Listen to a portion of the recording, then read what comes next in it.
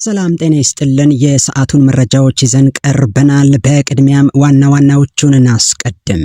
የአዲስ አበባ ከተማ አስተዳደር ያወጣው የኮንዶሚኒየም ተመዝጋቢዎችን የሚመለከተውን አዋጅ ይዘን ቀርበናል። በዝርዝር እንመለከታለን። ግርታን እየፈጠሩ ወይም ጥያቄ እያስነሱ ካሉ ጉዳዮች መካከል የኮንዶሚኒየም ቤቶች ዋጋ፣ ተመን፣ ቅድመ ክፍያ፣ ሙሉ ክፍያ፣ ወራዊ ቁጠባ፣ ቤቶችን ማስተላለፍና ሌሎችም በርካታ ጥያቄዎች ይነሳሉ። መመሪያው አብራርቶ ካስቀመጣቸው ጉዳዮች መካከል የቅድመ ክፍያ መጠን፣ ቀሪ ክፍያና የቆይታ ጊዜ ከ10 ዓመት እስከ 25 ዓመት ተከፍሎ የሚያልቅ፣ የኮንዶሚኒየም መኖሪያ ቤት ተጠቃሚዎችን መረጃ ማጣራትና ለዕጣ ማዘጋጀት፣ ከምዝገባ መረጃ ቋት ለዕጣ ብቁ የሆኑትን እንዴት መለየት እንደሚቻል፣ ዕጣው ውስጥ ለመካተት የሚያስፈልገው ቅድመ ሁኔታ ምን እንደሆነ፣ የሚተላለፉ ቤቶችን መረጃ ስለማጣራትና ማደራጀት፣ በሚስት ወይም በባል ቤት ያላቸው ካሉ ማጣራት፣ ልዩ ተጠቃሚዎችን መረጃ ስለመለየት፣ የመንግስት ሰራተኛ አሁን እየሰራ ያለ የለቀቀ የሴቶች ቅድሚያ ተጠቃሚነትና የአካል ጉዳተኞች ተጠቃሚነት፣ የቤቶችን መረጃ ስለማደራጀት፣ የቤቶች ማስተላለፊያ ዋጋ ተመን፣ ለስቱዲዮ፣ ለባለ 1፣ ለባለ 2 እና ለባለ 3 መኝታዎች ዋጋ ተመን፣ የቤት እድለኞች ሊያሟሏቸው የሚገባቸው ቅድመ ሁኔታዎች፣ የዕጣ አወጣጥ አፈጻጸምና ቅድመ ዕጣ አወጣጥና ዕጣ የማውጣት ስነ ስርዓትና ሌሎችም ጉዳዮች ተብራርተው ተቀምጠዋል። እነዚህን ጨምሮ በርካታ ጉዳዮችን በግልጽ በዝርዝር መመሪያው አስቀምጧል። በዝርዝር እንመለከታለን። ቻናሉን ሰብስክራይብ ብታደርጉ ከኮንዶሚኒየም ጋር የተያያዙ መረጃዎችን በፍጥነት ማግኘት ትችላላችሁ። እስከ መጨረሻው አብራችሁን ቆዩ። የአዲስ አበባ ከተማ አስተዳደር በተለያየ የቤት ልማት ፕሮግራም የተገነቡ የጋራ መኖሪያ ቤቶችን በተለያዩ ጊዜ ለተጠቃሚዎች ሲያስተላልፍ መቆየቱ ይታወቃል። የቤት ልማት ፕሮግራሙን በተሻለ አሰራር ለማስቀጠል እንዲቻል የአዲስ አበባ ከተማ አስተዳደር አስፈጻሚ አካላትን እንደገና ለማደራጀት በወጣ አዋጅ ለቤቶች ልማትና አስተዳደር ቢሮ በተሰጠው ስልጣንና ተግባር መሰረት የአዲስ አበባ ኮንዶሚኒየም ወይም ቁጠባ ቤቶች አዲስ የአሰራር መመሪያ ማዘጋጀት አስፈላጊ ሆኖ ተገኝቷል።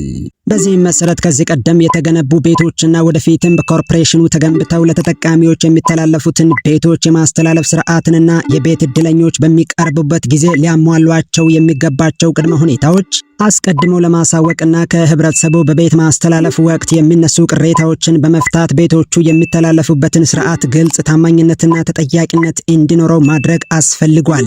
ከቤት ማስተላለፍ እስከ ቤት ርክክብና ብድር አመላለስ ድረስ ባለው ሂደት ባለድርሻ አካላትን የሚያሳትፍና ቅንጅታዊ አሰራር የሚጠይቅ በመሆኑ በዚህ ሂደት የሚሳተፉ አካላትን ተናበው እንዲሰሩና የተሻለ አሰራር በመፍጠር በቤት ማስተላለፍ ሂደት ውስጥ ተሳታፊ የሆኑ አስፈጻሚና ፈጻሚ አካላትን ኃላፊነትና ተጠያቂነትን የሚያሰፍን አሰራር እንዲኖር ለማስቻል የአዲስ አበባ ከተማ አስተዳደር የቤቶች ልማትና አስተዳደር ቢሮ ይህንን መመሪያ አውጥቷል። የሚተላለፉ ቤቶች መረጃ ስለማጣራትና ማደራጀት ኮርፖሬሽኑ ለተጠቃሚዎች ለመተላለፍ ዝግጁ የሆኑ ቤቶችን መረጃ በሚመለከተው የስራ ክፍል አማካኝነት ከገንቢው አካል ላይ በመረከብ መረጃዎችን በሃርድ ኮፒና በሶፍት ኮፒ ተቀብሎ ያደራጃል። ኮርፖሬሽኑ ከገንቢው አካል የቀረበለትን መረጃ መሰረት በማድረግ ግንባታው የደረሰበትን ደረጃ በመገምገም ለተጠቃሚዎች ለማስተላለፍ ብቁ መሆናቸውን ያጣራል።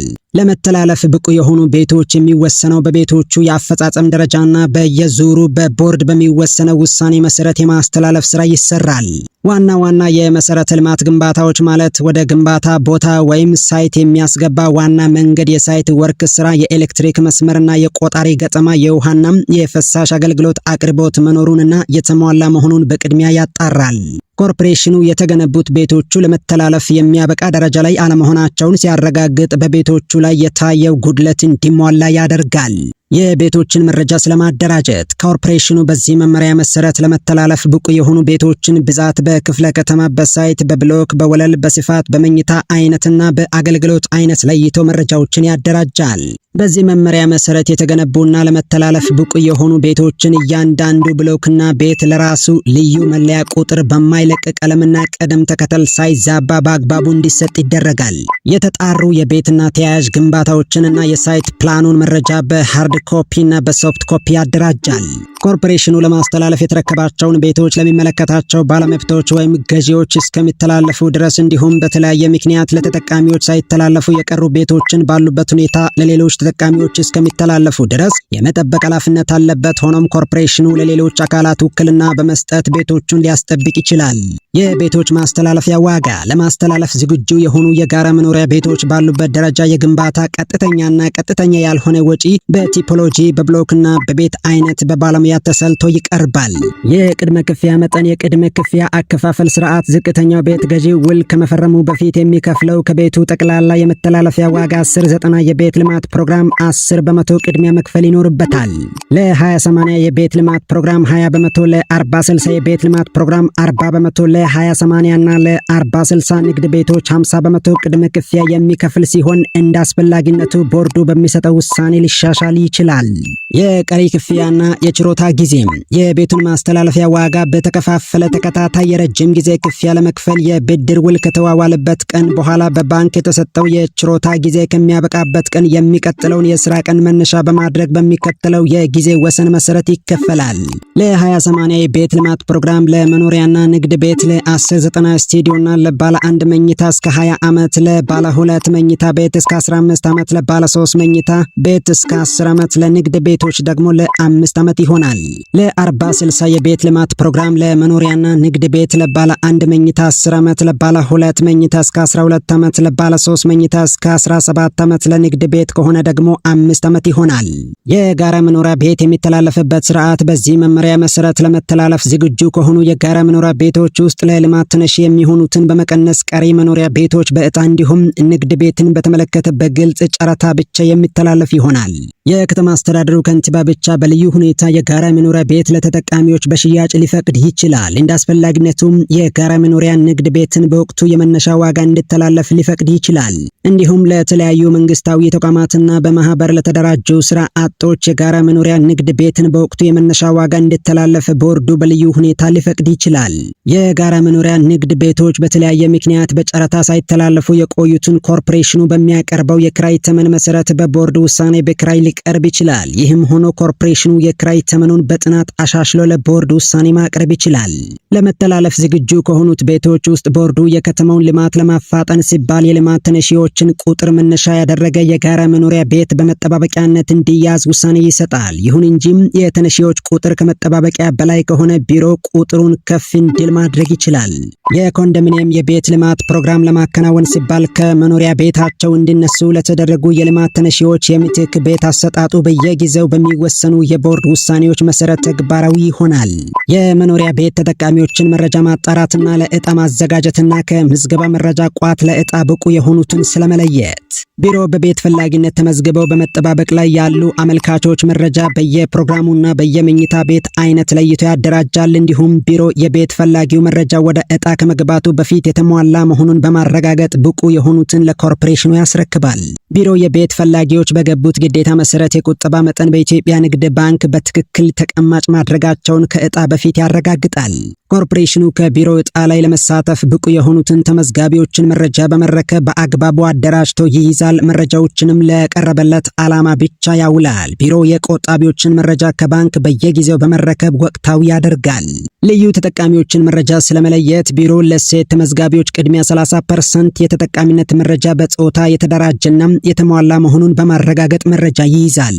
ቢሮ በመንግስት ውሳኔ መሰረት ቅድሚያ 20% ተጠቃሚ ለማድረግ በመንግስት መስሪያ ቤት የሚሰሩና በቤት ፈላጊነት የተመዘገቡ ሰራተኞች የመንግስት ተቀጣሪ ስለመሆናቸው በሞሉት መረጃ መሰረት አደራጅተው ይይዛል። መረጃውንም ወቅታዊ ያደርጋል። በከተማው አስተዳደር ልዩ ውሳኔ መሰረት ቢሮ 5% አካል ጉዳተኞችን ተጠቃሚ ለማድረግ የአካል ጉዳት ያለባቸው ተመዝጋቢዎችን መረጃ ያደራጃል። በመረጃ ቋቱ ይለያል። በትክክል የተሟላ መሆኑን ያረጋግጣል። ከምዝገባ በኋላ በተመዝጋቢው ላይ ያጋጠመ የአካል ጉዳት ካለ በሐኪም በሚቀርብ ህጋዊ ማስረጃ መሰረት መረጃዎችን ወቅታዊ ያደርጋል። የዕጣ ወጣት አፈጻጸምን በተመለከተ በዚህ መመሪያ መሰረት የተለየውን መረጃ በማረጋገጥና ለዕጣ ዝግጁ መሆናቸውን በመለየት የ20/80 ፕሮግራም ነባር ተመዝጋቢዎች እስከሚጠናቀቅ ድረስ የዕጣ ቅድሚያ ተጠቃሚነት መብት ይኖራቸዋል። አዲስ ተመዝጋቢዎች ከነባር ተመዝጋቢዎች በመቀጠል ተጠቃሚ የሚሆኑ ሲሆን የመንግስት ሰራተኞችም ነባሩ ከነባሩ ተመዝጋቢዎች ጋር እንዲሁም አዲስ የተመዘገቡትም ከአዲስ ተመዝጋቢዎች ጋር እንደ ቅደም ተከተላቸው የሚስተናገዱ ይሆናል። በዚህ መመሪያ አገላለጽ መሰረት አዲስ ተመዝጋቢ ማለት የ2005 ሲሆን ነባር ተመዝጋቢ ማለት ደግሞ የ1997 ነው። የ40/60 ፕሮግራም ተመዝጋቢዎች ለዕጣ ብቁ የሚሆኑት 40% እና ከዚያ በላይ የቆጠቡ የዕጣው ተሳታፊ ይሆናሉ። ቅድመ ዕጣ አወጣጥና ዕጣ የማውጣት ስነ ስርዓትን በተመለከተ ኮርፖሬሽኑ በየትኛውም የግንባታ አፈጻጸም ደረጃ ላይ የሚገኙ የጋራ መኖሪያ ቤቶችን ዕጣ ሊያወጣ ይችላል። ሆኖም የጋራ መኖሪያ ቤት ተጠቃሚዎች የሽያጭ ውል የሚፈጽሙት በአንቀጽ 7 እና 8 የተደነገጉት ቅድመ ሁኔታዎች ተሟልተው ሲገኙ ብቻ ይሆናል። ኮርፖሬሽኑ የዕጣ ማውጫ ሲስተም ላይ ዕውቀትና ክህሎት ካላቸው ተቋማትና ከኮርፖሬሽኑ የተወጣጡ የቴክኒክ ኮሚቴ እንዲዋቀር ያደርጋል። የተቋቋመው የቴክኒክ ኮሚቴ ከዕጣ ማውጫ ቀን በፊት ለዕጣው ብቁ የሆኑ ተመዝጋቢዎች መረጃ ወደ ዕጣ ማውጫው ሶፍትዌር እንዲጫን ያደርጋል። ለዕጣ ብቁ የሆኑ ተመዝጋቢዎች መረጃና ለዕጣው ዝግጁ መሆናቸው የተረጋገጡ የጋራ መኖሪያ ቤቶች መረጃ በትክክል ወደ ዕጣ ማውጫው ሶፍትዌር መጫናቸው በትክክል በቴክኒክ ኮሚቴው ይረጋገጣል። የዕጣ ማውጫው ሶፍትዌር በትክክል ስለመስራቱ በኮሚቴው ፊት ቢያንስ 3 ጊዜ የሙከራ ዕጣ እንዲወጣ ይደረጋል። የዕጣው የሙከራ ዕጣም ትክክለኛ መሆኑ በቴክኒክ ኮሚቴው እንዲረጋገጥ ይደረጋል። ትክክለኛ የሶፍት ኮፒ ቅጅም መቀመጥ ይኖርበታል። ስራውም በተሟላ ግልጽነትና ተጠያቂነት ባለው መልኩ እንዲፈጸም ይደረጋል። የሙከራ ዕጣ በአግባቡ መውጣቱ ከተረጋገጠ በኋላ ይህን የዕጣ ማውጫ መረጃ የያዘ ኮምፒውተር ተዛማጭ ዕቃዎች ለዋናው ዕጣ ማውጫ ፕሮግራም ዝግጁ እንዲሆን የዕጣ አወጣጥ የቴክኒክ ኮሚቴው በተገኘበት ፊርማ መደበኛ የዕጣ አወጣጥ ስነ ስርዓት እስኪጀመር ድረስ በአንድ ክፍል ውስጥ ታሽጎ ይቀመጣል። የዕጣ ማውጫው ቀን፣ ሰዓትና ቦታ ዕጣው ከመውጣቱ ቢያንስ 2 ቀን አስቀድመው በመገናኛ ብዙሃን ስለ ቤቱ ብዛትና አይነት እንዲሁም የማስተላለፊያ ዋጋ ለህዝብ እንዲተዋወቅ ይደረጋል። በዕለቱም በዕጣ አወጣጡ ስነ ስርዓት ላይ ለተለያዩ አካላትና የህብረተሰብ ተወካዮች እንዲገኙ መልእክት ይተላለፋል። የዕጣ መውጫ ዕለት ያሸጉ አካላት በተገኙበት እሽጉ እንዲከፈት ይደረጋል። ስራውን በተሟላ ግልጽነትና ተጠያቂነት ባለው መልኩ እንዲፈጸም ይደረጋል። ዕጣውም ለህዝብ ግልጽ በሆነ መንገድ በቀጥታ በመገናኛ ብዙሃን ሽፋን ተሰጥቶት እንዲወጣ ይደረጋል። በዕጣ የተለዩ የቤት ዕድለኞች ዝርዝር የያዘው ሰነድ በተመረጡ ታዛቢዎች እየተጣራ እንዲፈረም ይደረጋል። በታዛቢዎች የተፈረመው የባለ ዕድለኞች ሰነድ ለቤቶች ልማትና አስተዳደር ቢሮና ለኮርፖሬሽኑ በኮርፖሬሽኑ አማካኝነት በጋዜጣ ታትሞ እንዲወጣ እንዲሁም ለሌሎች አግባብ ላላቸው አካላት ወዲያው በሶፍትና እንደ አስፈላጊነቱ በሃርድ ኮፒ እንዲሰራጭ ይደረጋል። ኮርፖሬሽኑ ዕጣ የወጣላቸውም ሆነ ያልወጣላቸው ተመዝጋቢዎች መረጃ ትክክለኛ ቅጂ ይይዛል። ለዕጣ ከተዘጋጁ ቤቶች ውስጥ ለተጠቃሚዎች የተሰጠ የቅድሚያ መብት ለሴቶች 30%፣ ለመንግስት ሰራተኞች 20%፣ ለአካል ጉዳተኞች 5%፣ በመጨረሻም ተወዳድረው ዕጣ ያልወጣላቸውና መስፈርቱን አሟልተው ዕጣ ውስጥ ከተካተቱ ተመዝጋቢዎች ጋር በቀሪ 45% ቤቶች ዕጣ ሂደት እንዲሳተፉ ይደረጋል። በአካል ጉዳት ምክንያት የጤና መታወክ ላለባቸው ተመዝጋቢዎች ቤት ሽያጭ ውል ከተዋዋሉ በኋላ ከባንክ ጋር የብድር ውል ከመዋዋላቸው በፊት ከታወቀ ሆስፒታል በሚያቀርቡት ህጋዊ የሕክምና ቦርድ ውሳኔ መሰረት እየተጣራ ተደራሽ ቤት እንዲያገኙ ይደረጋል። ይህ ተደራሽ ቤት የማግኘት መብት ባል፣ ሚስትና አካል ጉዳተኛ ልጅ ያላቸውን ይጨምራል። የቤት ዕድለኞች ሊያሟሉት የሚገባቸው ቅድመ ሁኔታዎች: የቤት ፈላጊዎች ምዝገባ ማረጋገጫ ካርድና ፕሪንት አውት ወይም ሰነዶቹ የጠፋባቸው ከሆነ ከፖሊስ ስለመጥፋቱ ማረጋገጫ ደብዳቤ ማቅረብ አለባቸው። 40/60 የቤት ልማት ፕሮግራም ተመዝጋቢዎች ከሆኑ ከባንክ ተመዝጋቢና ቆጣቢ ስለመሆናቸው ደብዳቤ ማቅረብ አለባቸው። ወቅታዊ የታደሰ የነዋሪነት መታወቂያ ካርድ ማቅረብ አለባቸው። ያገባ ወይም ያላገባ የጋብቻ ሁኔታ ማረጋገጫ ሰርቲፊኬት ማስረጃ ማቅረብ ይኖርባቸዋል። በራሱም ሆነ በትዳር ጓደኛው ስም የመኖሪያ ቤት ወይም የመኖሪያ ቤት መስሪያ ቦታ የሌለው ወይም ከ1997 ዓመተ ምህረት በኋላ ቤት ኖሮት በሽያጭ ወይም በስጦታ ለሶስተኛ ወገን ያስተላለፈ፣ በተጨማሪም የመንግስት ቤት ተከራይቶ እየኖረ ያለ ከሆነ በዕጣ የደረሰውን ቤት ሲረከብ ቤቱን ለአስተዳደሩ እንደሚያስረክብ ግዴታ የገባበትን ማስረጃ ማቅረብ ይኖርበታል። ከዚህ ቀደም የግል መኖሪያ ቤት ኖሮት በዋስትና ምክንያት ቤቱ በአበዳሪ ድርጅት ስም ተሽጦ ገንዘቡ ሙሉ በሙሉ በዋስትና ለተያዘው የገንዘብ ተቋም ገቢ ከሆነና የቤት ምዝገባው ከቤቱ ሽያጭ በኋላ ከሆነ ከተሸጠው ቤት ላይ ያገኘው ጥቅም ባለመኖሩ ምክንያት የኮንዶሚኒየም ቤቱ ተጠቃሚ ሊሆን ይችላል። በቤት ውል ወቅት የተነሳቸው 4 ፓስፖርት መጠን ያላቸው ጉርድ ፎቶግራፍ ማቅረብ ይኖርባቸዋል። ተወካይ ከሆነ ህጋዊ የታደሰ ውክልና ማረጋገጫ ሰነድ፣ ማንነቱን የሚገልጽ የታደሰ መታወቂያና የወካዩን ማንነትና ኗሪነት የሚገልጽ ማስረጃ ከሚኖርበት ወረዳ ይዞ መቅረብ ይኖርበታል። እንዲሁም ሞግዚት ከሆነ በፍርድ ቤት የሚሰጥ የሞግዚትነት ማረጋገጫ መቅረብ ይኖርበታል። በ20/80 የቤት ልማት ፕሮግራም ተመዝግበው በተለያየ ምክንያት በውጭ ሀገር የሚኖሩ ኢትዮጵያውያን የቤት ዕድለኞች ዜግነታቸውን አለመቀየራቸውን ከሚኖሩበት ሀገር በኢትዮጵያ ኤምባሲ የተረጋገጠ በታደሰ ፓስፖርት እንዲስተናገዱ ይደረጋል።